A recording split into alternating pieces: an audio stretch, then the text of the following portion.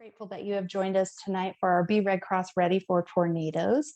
It is my absolute pleasure to introduce Jessie Kozel, who is a Regional Preparedness Manager with the American Red Cross of the Central Appalachia region.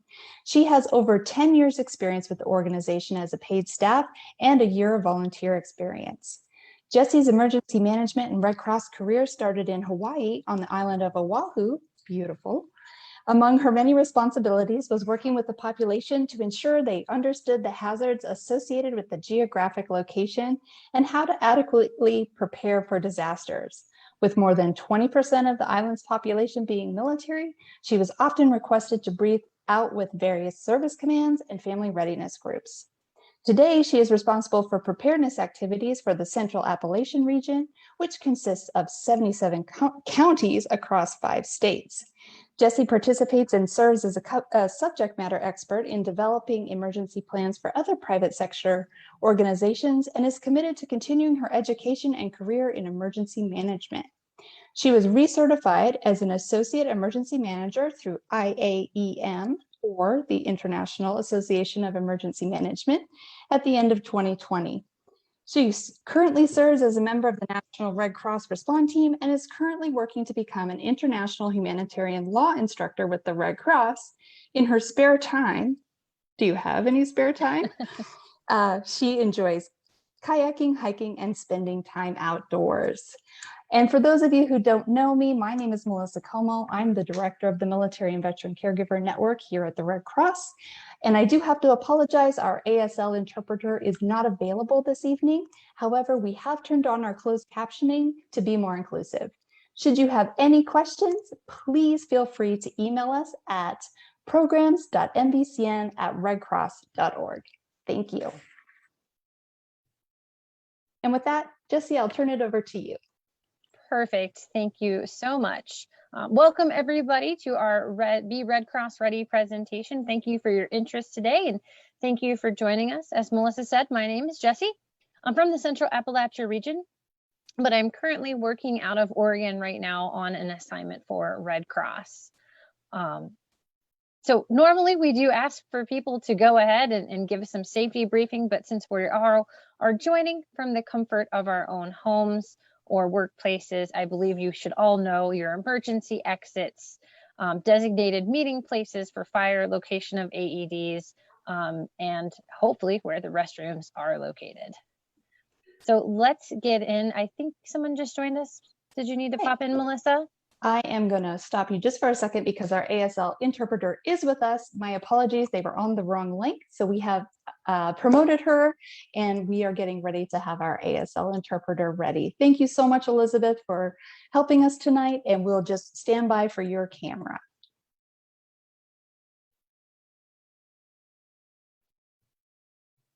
Oh, all right. I know what to do here.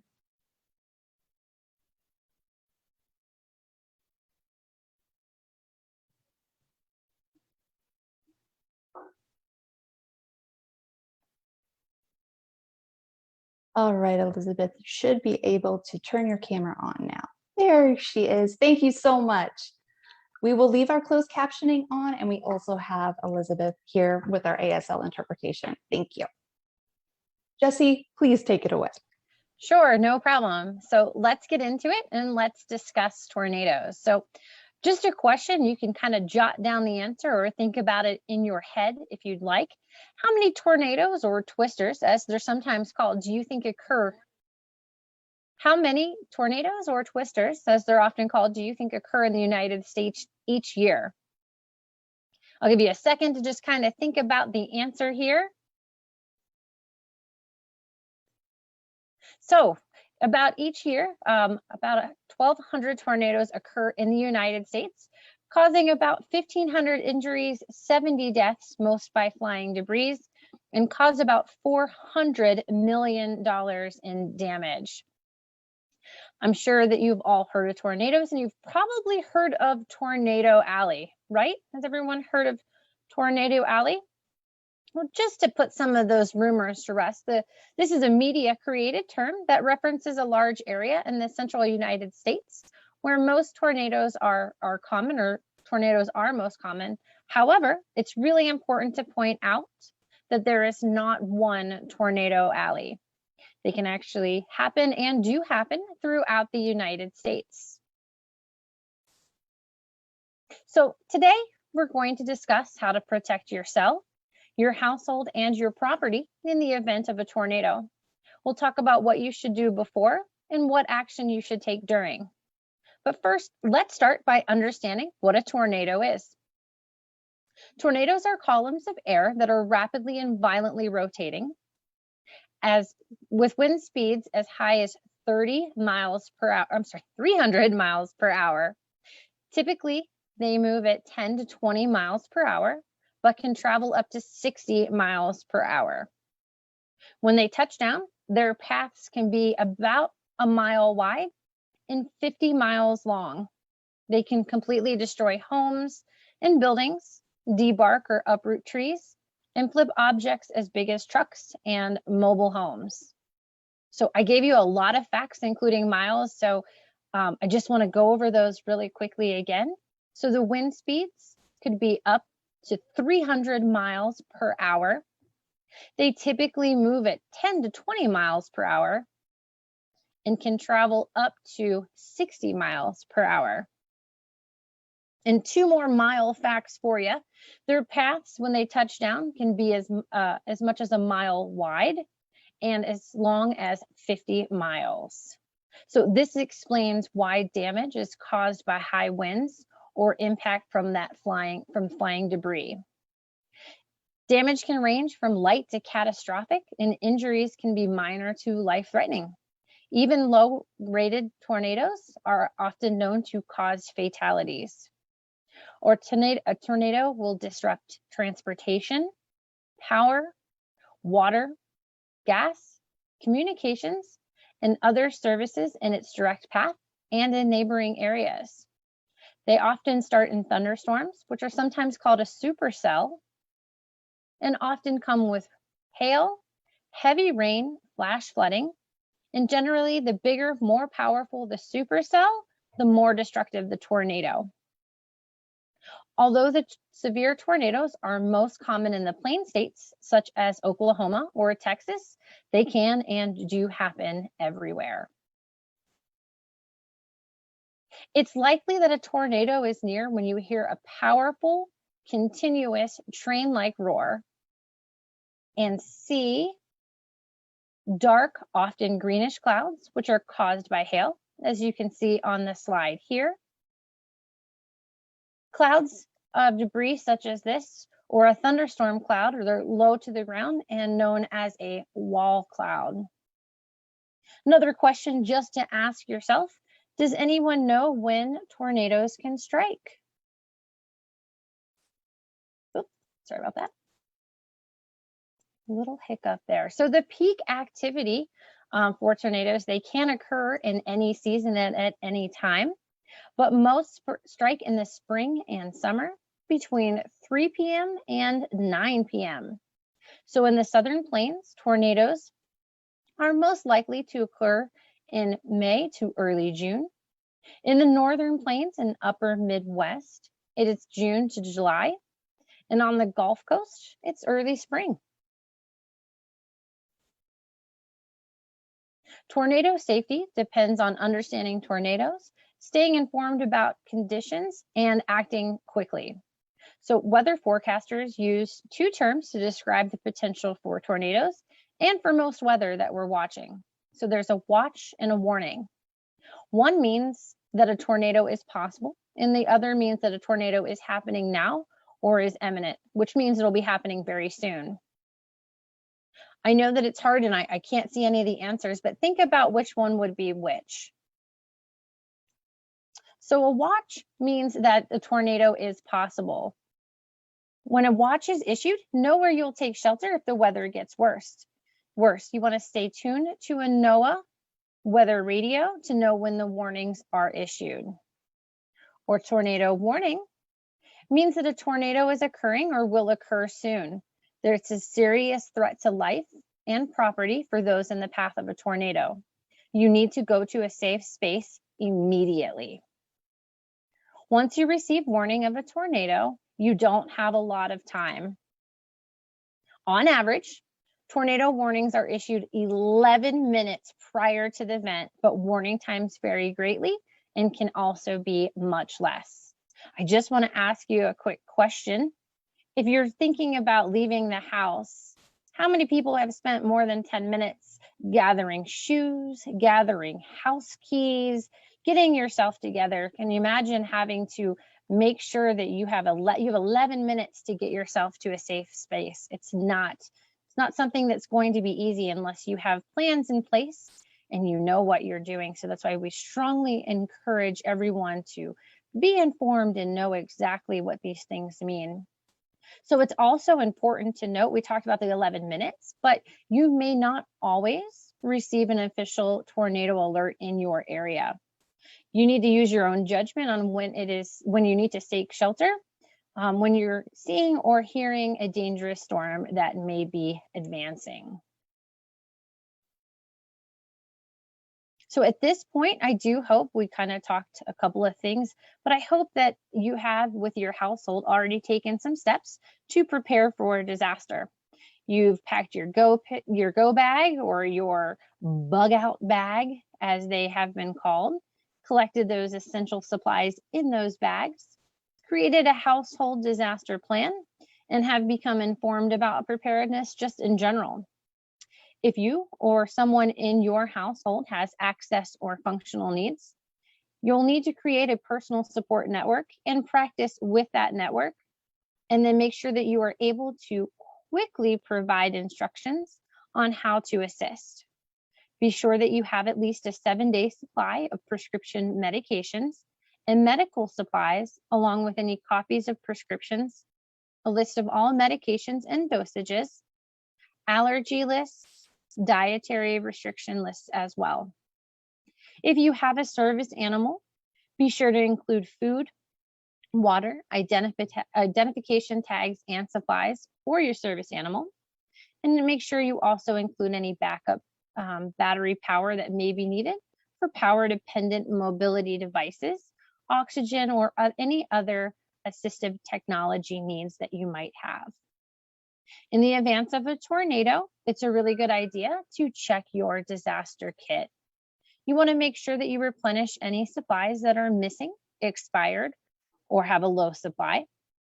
Be sure to check that battery or that flashlight for its batteries and radio as well. Make sure that you have the batteries needed or that you're ready to crank in the case that you have a crank radio. If you don't already have a whistle in your kit, consider adding one. This will allow you to signal for help if you've become trapped or you're unable to move.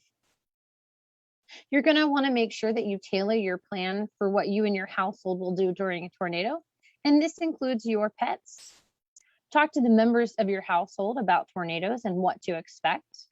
And we'll talk about identifying a safe shelter place here in just a second.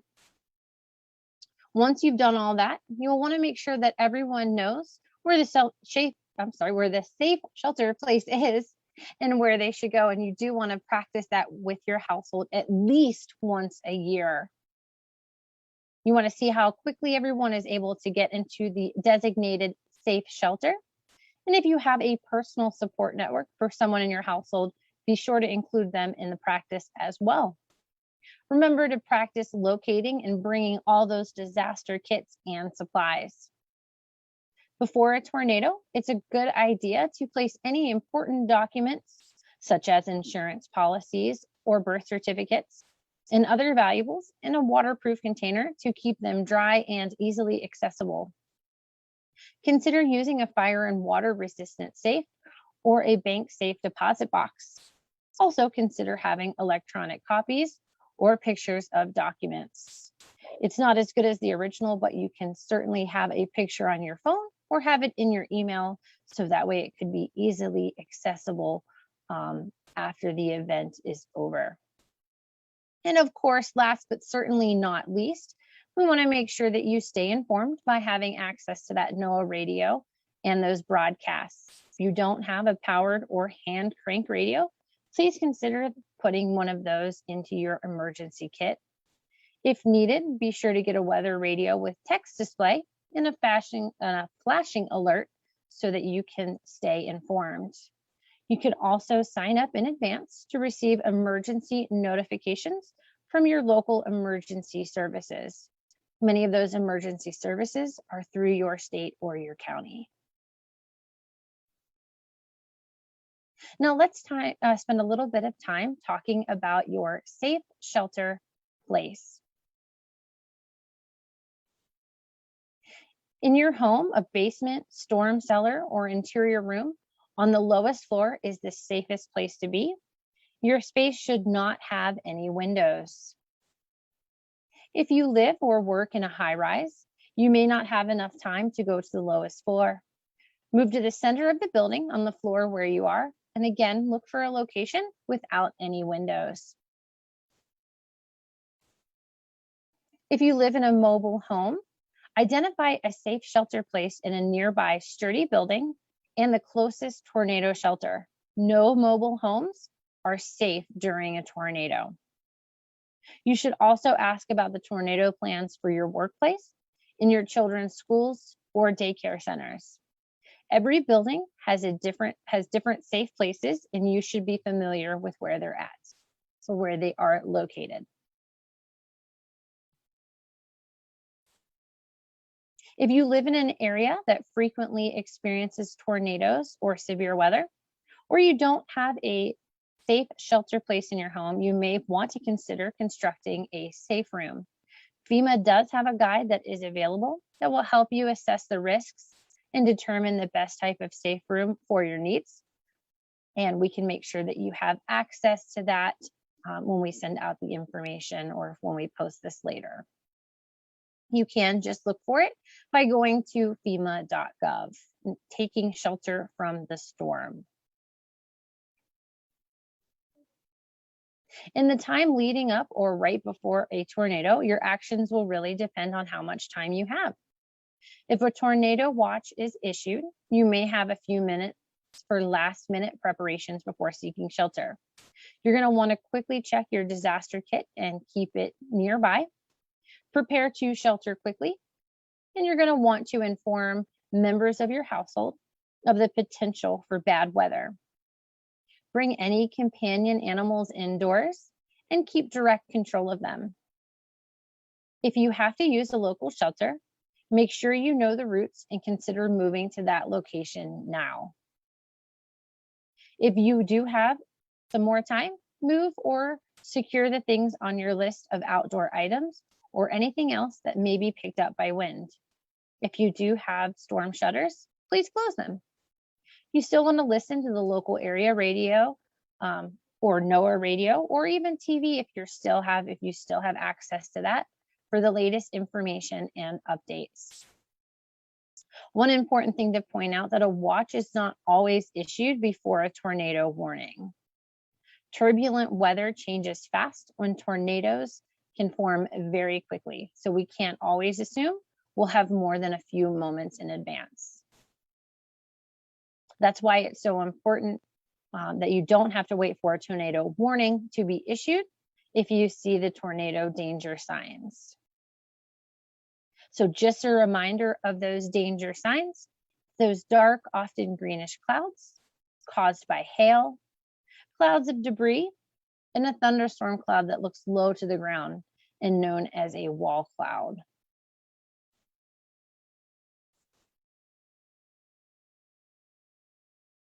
Again, don't wait. Please don't wait. It's very important that you are monitoring all the signs outside and that you know exactly what you need to do. The time is precious here.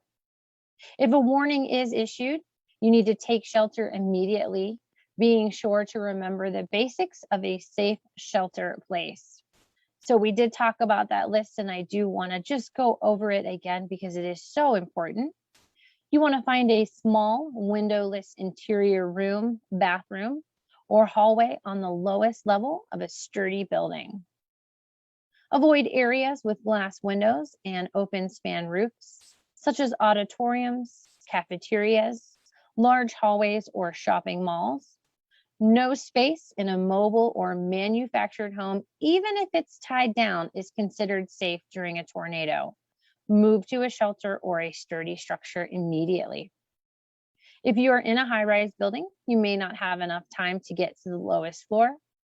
Move to a hallway in the center of the floor that you are on. If a tornado is imminent and you are outdoors or cannot quickly walk to the nearest shelter, make sure that you drive to the nearest shelter or have someone drive you to the nearest shelter. If you are driving to that nearest shelter or someone is driving you, there's some really important things to remember about strong winds and flying debris. You may need to pull over and park, but stay away from bridges or highway overpasses. These can intensify the strong winds that come with tornadoes. Keep your seatbelt on and the engine running to ensure that the airbags deploy if needed. And put your head down below the level of the windows. Cover your head with your hands and a blanket if possible.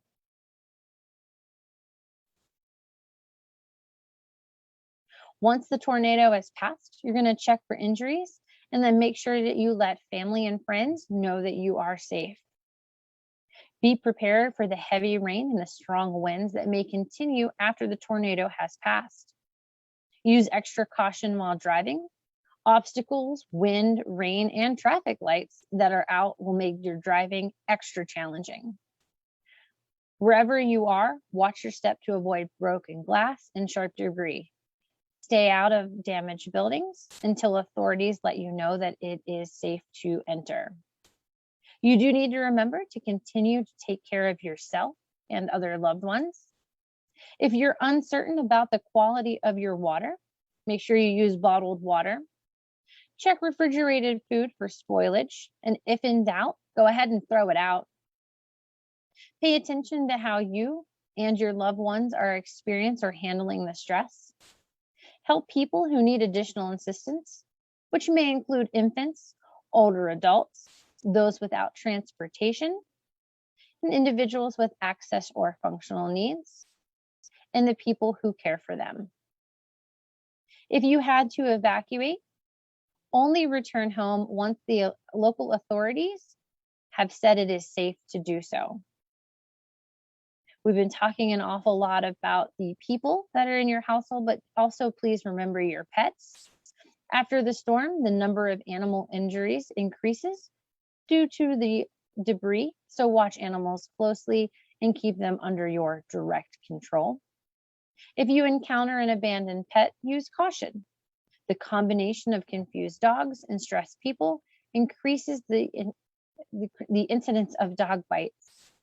Be sure to stay informed again by listening to the local news or a NOAA weather radio for any updated information and instructions.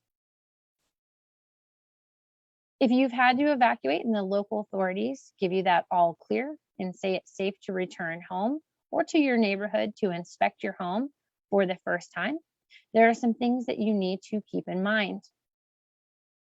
Consider whether or not you should bring your children. It may be unsafe for them, and seeing the damage may add to stress that they're already experiencing. It may be better to leave them with a trusted relative or friend the first time you return home. Keep well away from any loose or downed power lines and report them immediately to the power company. Once you get to your home, be sure to wear protective gear, including gloves, boots, eye protection, a dust mask or respirator, and a hard hat if you have one. Please note that if you want to wear a respirator, you should first check with your doctor, as there are some possible risks. Then learn how to select which one is best for your needs and how to correctly use it. If conditions are safe and you use your protective gear, you can make temporary repairs to cover holes, brace walls, and remove debris. The power could be out, and if it is out, use a flashlight. Don't use any open flame, which includes candles. If you have a generator, please be familiar with the operating instructions and take precautions to avoid carbon monoxide poisoning, electrocution, and fire. You can find additional information about generators and the proper use on our website, redcross.org. If you smell natural or propane gas or hear that hissing noise, leave immediately and get far away. Call the fire department once you reach safety. Finally, take pictures of any damage and save all your receipts associated with cleanup and repairs, as you will likely need them for insurance purposes. Recovering from a disaster can be a long process, and you'll need to learn more about cleanup, including the supplies you'll need and how to make the repairs. You can go to the American Red Cross Disaster Relief and Recovery Services website, or you can download our emergency app to learn a little bit more about cleanup, assessing your situation, and making repairs, and assessing your resources and access to the resources. We'll talk about that slide, or we'll talk about the emergency app here in just a second.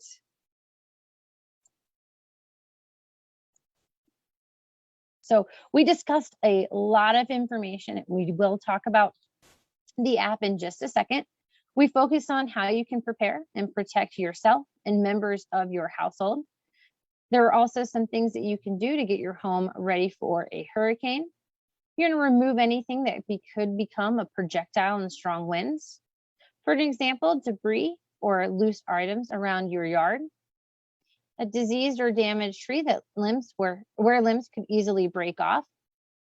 You may also want to consider making a list of items to bring inside when a storm is coming.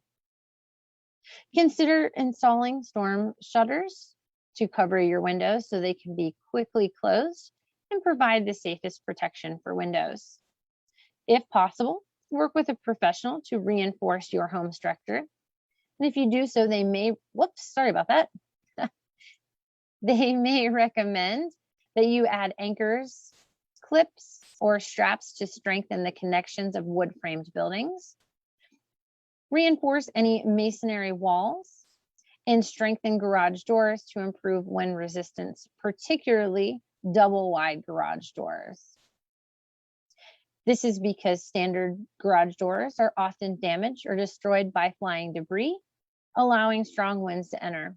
As winds apply pressure to the walls, the roof can be lifted off and the rest of your house can easily follow. So I did talk a little bit about the app. So the Red Cross does have an emergency app, which gives you instant access to customizable weather alerts, safety tips, and preparedness information for 14 different emergencies, and it's all in one place. You can use this app so that your family members and friends across the country can know that you are safe and you can just use it to tell them that you're safe. Use it so that you can get your customizable emergency alerts and content on what you need to do before, during, and after disasters, regardless of where you live.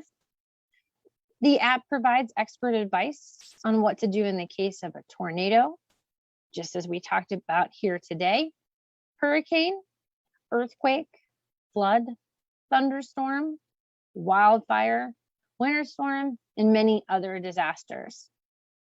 You can also use the Make a Plan feature to create an emergency plan for your household so that everyone knows what to do and where to go when disaster strikes.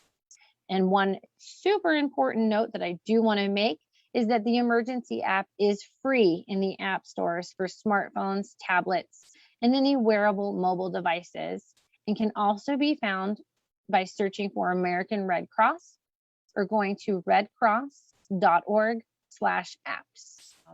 Please look for a follow-up from Melissa or from Melissa's team. And if you have any questions, feel free to route them to Melissa, and if she can answer them, she will. If not, she will go ahead and route them back to either myself or someone in the disaster team. And with that, thank you so much for your time this afternoon. Thank you for learning a little bit about preparedness, and I do hope that you share this information with your households so that you can be better prepared the next time disaster strikes. Thank you, everyone. Goodbye.